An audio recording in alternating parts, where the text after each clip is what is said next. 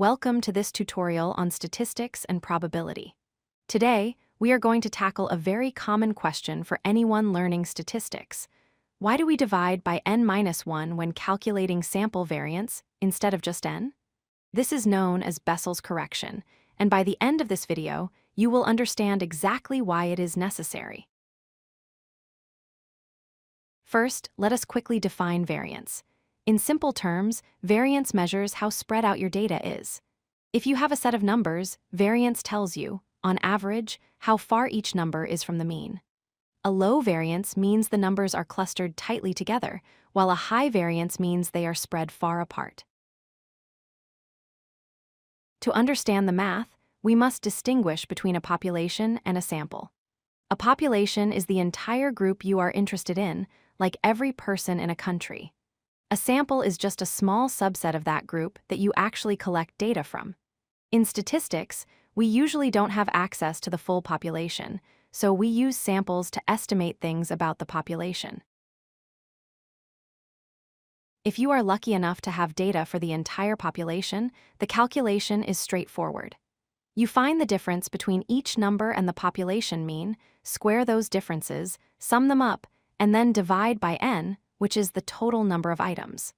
This gives you the true population variance, denoted by sigma squared. However, when we only have a sample, we don't know the true population mean, so we use the sample mean instead. If we try to calculate variance the same way, by summing the squared differences from the sample mean and dividing by n, the sample size, we run into a major issue. This formula gives us a biased result. Here is the problem. The data points in your sample will always be closer to their own average, the sample mean, than they are to the true population mean. Because the distance to the sample mean is smaller, the sum of squares is smaller than it should be. This means if you divide by n, you will consistently underestimate the true variance of the population. To fix this underestimation, we need to make the result slightly larger. We do this by making the denominator smaller. Instead of dividing by n, we divide by n-1.